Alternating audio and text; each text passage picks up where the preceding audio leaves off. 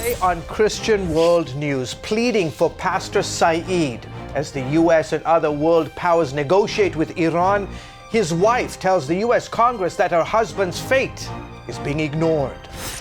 Plus, violence in the Central African Republic. Sectarian fighting leaves hundreds dead and sparks international intervention. How Muslim rebels are threatening the peace in this mostly Christian country. And the world remembers a peacemaker. How Nelson Mandela turned from a violent past and embraced Christian principles to unite the nation of South Africa.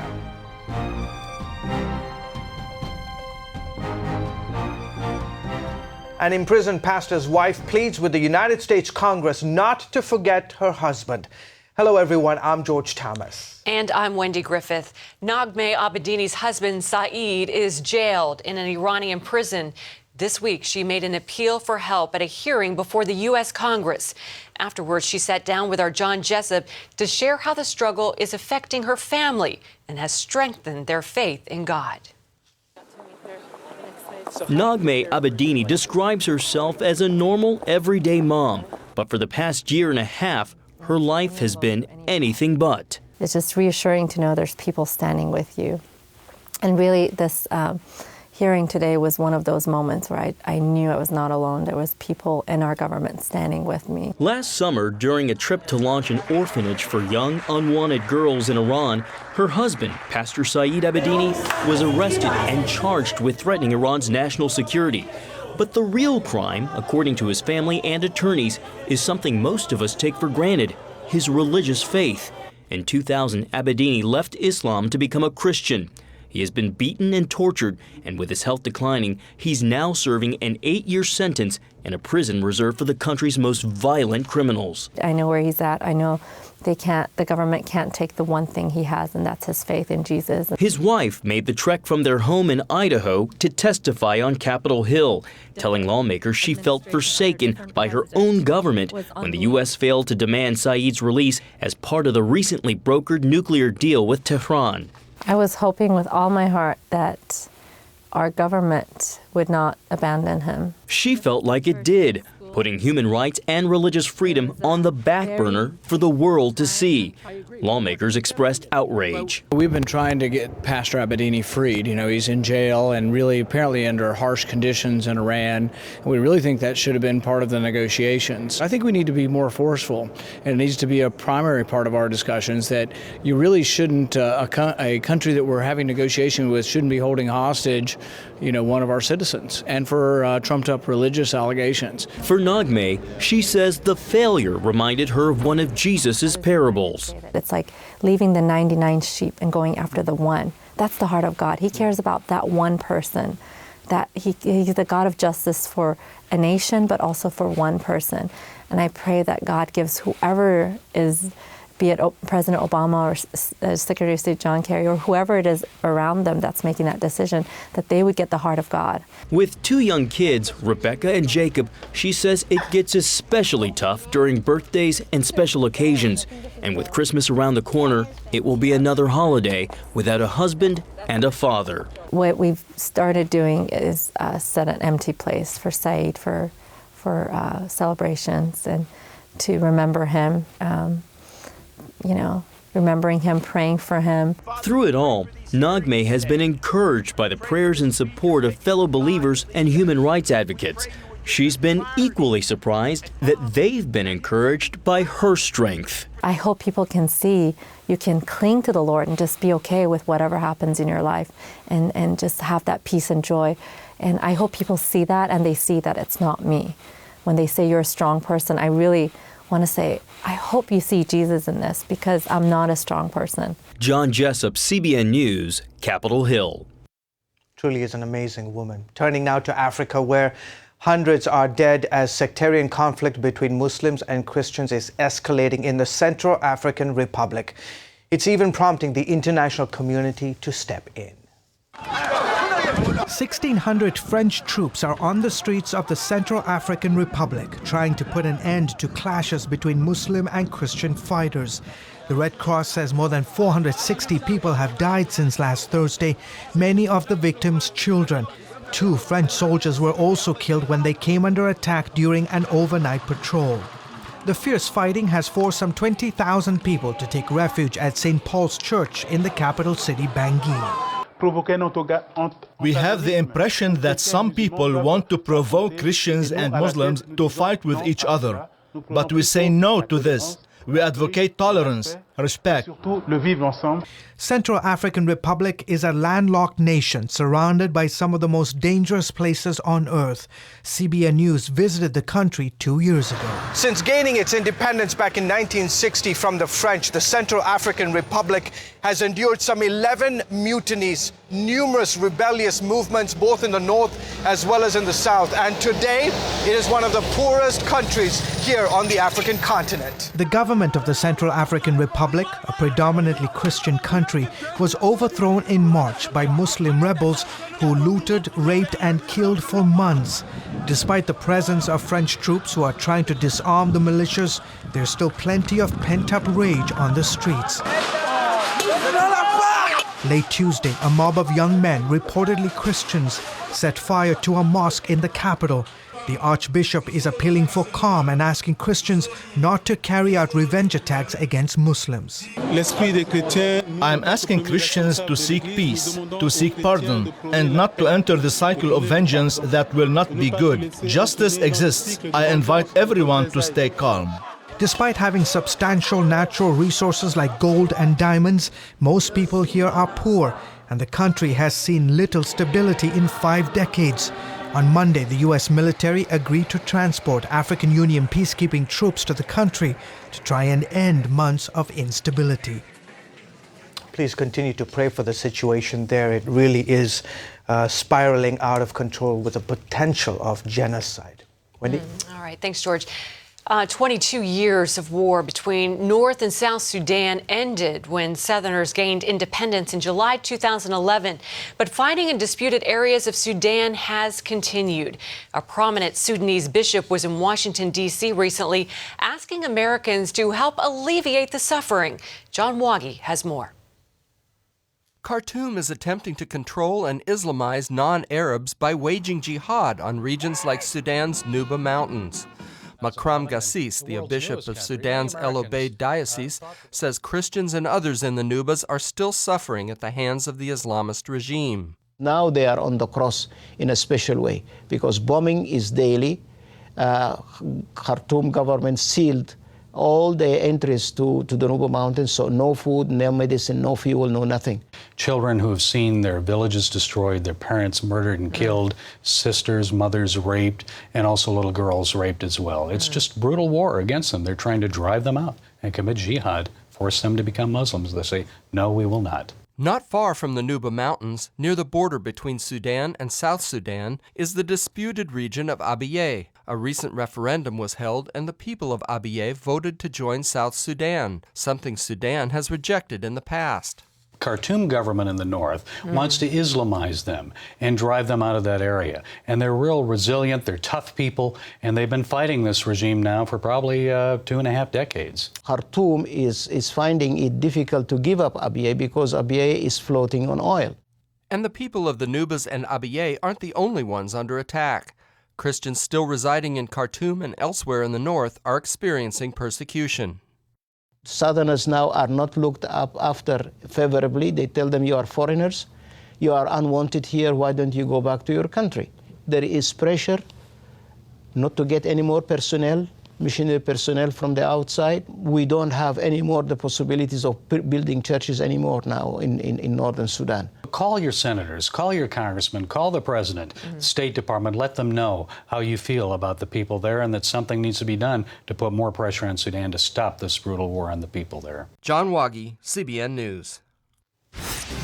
Up next, world leaders celebrate the legacy of South Africa's Nelson Mandela, how this man turned from violence and, well, he sought reconciliation with his enemies. Hello, I'm Terry Newsom.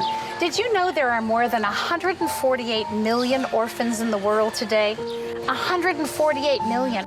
But it was 3 little girls that taught me about the plight of orphans. 8 years ago, my husband and I spent nearly a month immersed in the daily activities of a Ukrainian orphanage as we waited to adopt 3 sisters. I saw firsthand the utter loneliness, the pain of rejection, and the overwhelming desire to be loved. That experience changed me forever. And out of it grew a ministry from my heart called Orphan's Promise. Today, we're helping orphans and vulnerable children in more than 50 countries worldwide. Thousands of children are now in safe homes. They're being educated, and they're learning life skills. I'm asking you to join with me and become family to these children. Will you call the number on your screen right now? Because every child deserves a chance to be happy. Inside every child is a hero, a leader, a friend to others, someone who helps out, who does the right thing, who dreams of what they can be, but they still need our help. What should I do? What should I say? How should I feel? That's where Superbook comes in. It provides moral and spiritual truths through situations children can relate to, teaching God's Word to the children you love. Join the Superbook DVD Club and receive Superbook's newest episodes as they're available, plus 2 copies to share with others, all for your gift of only $25. Get Superbook today and watch the miracles happen. In Ukraine, a popular uprising is shaking the pro-Russian president and his government. Last month, President Viktor Yanukovych was slated to sign an agreement creating closer ties with the European Union. But after a meeting with Russian President Vladimir Putin, the Ukrainian leader backed down, saying he would join a Russian-backed economic alliance instead. That sparked massive protests in Kiev. They want to break free of the historic tie to Russia and its domination of Ukraine. They see stronger connections with the West as the way forward to economic, political, and religious freedom. Evangelical churches are taking part, setting up a 24-hour prayer tent in Freedom Square. CBN News spoke with 2 pastors there. We just would like to ask all churches around the world, please pray with us. Please stay with us in the gap for Ukraine. We need your help. We need God's protection. We need love, because we're just one step from blood. It is very important that people came here not just for political reason. We understand it's more for spiritual reason. Either it will go closer to the countries, Western countries that experienced Reformation and that know the impact of the gospel on their political and social life, or it will go back to the time of communism and even Russian Tsarism, where there was lawlessness, where there was either atheism or the situation where people only by their lips would speak about God, but would not very often have it in their hearts. You can definitely feel the intensity of those prayer requests. Well, security forces have tried to break up the protests but failed. Yanukovych now says he intends to sign the agreement with the European Union. The world said goodbye to South African leader Nelson Mandela this week. Tens of thousands paid tribute to Mandela at a memorial service in South Africa. He was remembered as a symbol of reconciliation and a man with a mighty power of forgiveness. More than 90 countries flew in representatives from Argentina to Pakistan, Trinidad to China. U.S. President Barack Obama attended the memorial, as did several former U.S. presidents.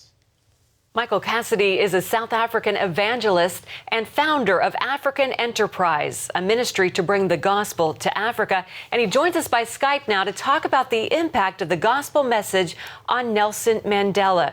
Well, now, in 1992, you visited Nelson Mandela at the request of Billy Graham. Tell us about that visit. It was a rather extraordinary experience. I had been trying to get to see him privately for quite some time. And I had been given Dr. Billy Graham's book, Peace with God, after I'd been with him in Montreat. And we had decided to try and see Mandela privately and give him the copy of Peace with God. And in the curious working of God, everything else had been blocked. The communist leader who knew me opened up the way for me to meet with Dr. Mandela. And it was wonderful because he said that he had been much touched by one of Billy Graham's programs when he had been in prison.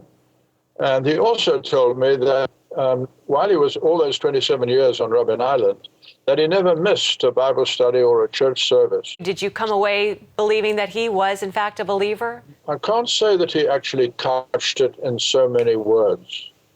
In all honesty, I mean, but he was effectively saying that the Christian faith and Christian people in the Bible had made a very considerable impact on him. He didn't talk in kind of traditional evangelical language, but I was left with a strong impression of a person who professed to be a real believer. He called several of us because violence had started again in Natal, and he said, you know, we politicians can't fix this. What can you Christians and church people do? And we launched a project called Project Ukutula, which is the Zulu word for peace.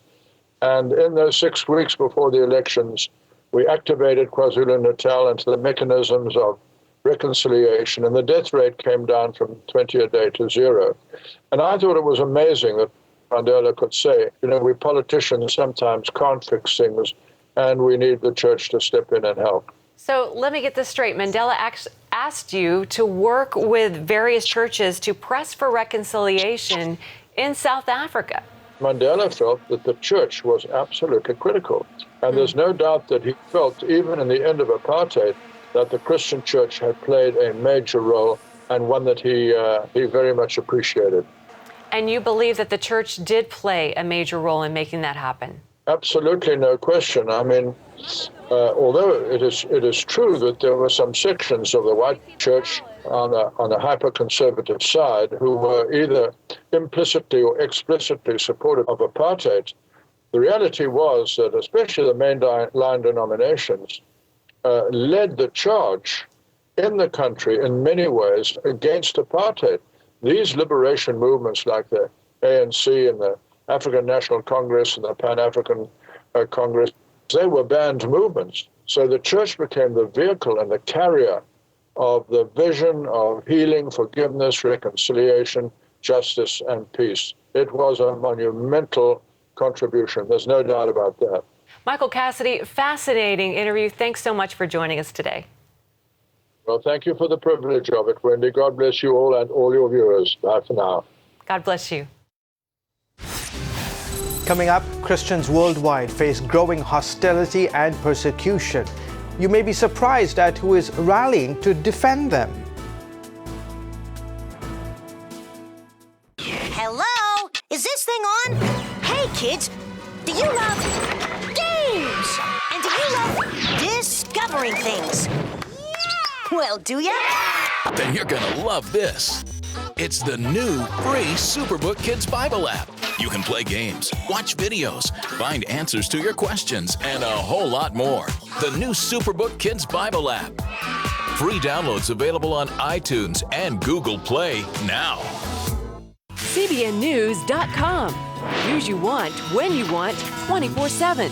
Stay current with up-to-the-minute stories. Ephraim Graham, CBN News, New York. I don't have to wait for my news anymore. CBNnews.com at your fingertips all day long. I only watch the stories I want to see. I find the story, I click on it, and boom, I'm there. Embassy in Washington, Eric Stackelbeck, CBN News. The source for your news, CBNnews.com. Hello, I'm Terry Newsom. Did you know there are more than 148 million orphans in the world today? 148 million. But it was 3 little girls that taught me about the plight of orphans. 8 years ago, my husband and I spent nearly a month immersed in the daily activities of a Ukrainian orphanage as we waited to adopt 3 sisters. I saw firsthand the utter loneliness, the pain of rejection, and the overwhelming desire to be loved. That experience changed me forever. And out of it grew a ministry from my heart called Orphans Promise. Today, we're helping orphans and vulnerable children in more than 50 countries worldwide. Thousands of children are now in safe homes. They're being educated, and they're learning life skills. I'm asking you to join with me and become family to these children. Will you call the number on your screen right now? Because every child deserves a chance to be happy. And welcome back to Christian World News. A government official in Britain warns that Christians in parts of the world face extinction because of the persecution they face. And that official is a Muslim. Baroness Saeed of the UK Foreign Office. She says the birthplace of Christianity, the parts of the world where Christianity first spread, is now seeing large sections of the Christian community leaving, and those that are remaining are fleeing persecuted. Warsi called on leaders of all faiths and governments in the West to fight the new sectarianism breaking out worldwide. A growing wave of persecution faces both Jews and Christians worldwide. One Jewish leader says the two groups must stand together in the face of increasing violence. Chris Mitchell has that story from Jerusalem. I will not be silent, and we will not be silent. That's the message Ron Lauder, president of the World Jewish Congress, takes to Christians these days about Jewish support for persecuted Christians. Silence is the biggest help to anti-Semitism or anti-Christianity. One of the things we've seen over and over again is that when you talk out and you fight back, people react. Historians blame public apathy for helping lead to the horrors of World War II. The World Jewish Congress, founded in 1936, became the diplomatic arm for Jewish people worldwide. We see the same recurrence we saw in the 1930s, and it's very scary. But there's also an anti-Christian feeling. We've seen it in the Middle East particularly, when churches are burned, when people are killed. Lauder noted that some 450,000 Christians have fled Syria, and in Bethlehem, the Christian population has dropped from a high of 70% to around 15 to 20% today. He also told CBN News about two types of anti-Semitism growing in Europe today. The first masquerades as anti-Israel feeling, mainly stirred by Muslim populations in Western Europe. The second is pushed by extremists in Eastern Europe and elsewhere. These extremes have to blame somebody for the problems, and they're blaming the Jewish people once again. Lauder is viewed as the leader of the Jewish community worldwide. His background as a former senior Pentagon official and U.S. ambassador to Austria puts him in a unique position to speak to world leaders. In an unprecedented move, Lauder thanked thousands of Christians during September's Feast of Tabernacles celebration for their support for Israel. Thank you for standing on the right side of history. Thank you for standing with God. And thank you for standing with us, the Jewish people.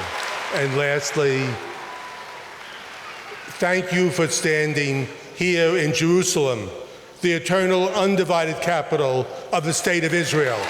David Parsons called the speech an historic moment in diaspora Jewish-Christian relations. There aren't many prominent diaspora leaders who have done this in the way that he did, coming and openly and profusely thanking us for our support and actually saying, we want to partner with you. You've stood with us on Jerusalem. Guess what? We want to stand with you on the issue of the persecution of Christians in Muslim countries. Every time something's done, be it to Jews or to Christians, it hurts us all. We must work together. Chris Mitchell, CBN News, Jerusalem. Give me that. Bye. Sure, life is busy, but I found a way to make a huge difference in people's lives. I guess you could say I'm changing the world right here from home. I bring medical supplies and doctors to people in need, and dig wells so that villagers can have clean and safe water to drink. I make it possible to preach the gospel in over 100 countries, including right here in America. And when disaster strikes, I'm there, providing food, thank you, and emergency supplies to give people hope again. Every day, CBN and I are making the world a better place. Here you go. My life is hectic, so I joined CBN through Pledge Express. My bank does all the work, and I know that my gift is being used where it's needed most. So become a CBN partner and join Pledge Express, because you can do a world of good right from where you are. Hi, good morning. Are you ready to get started? If you had the opportunity to come before Almighty God to ask one question, what would that question be? Well, I'd ask God, why is there so much suffering in the world? What's my purpose in life? I'd ask him, when will my wife recover? How's the world gonna end? I'd ask him, what's it all about? I'd ask, how should we live our lives? Pat gives you the biblical answers for life's most important questions. In the 700 Club's newest DVD, Pat Robertson teaches, How Shall We Now Live?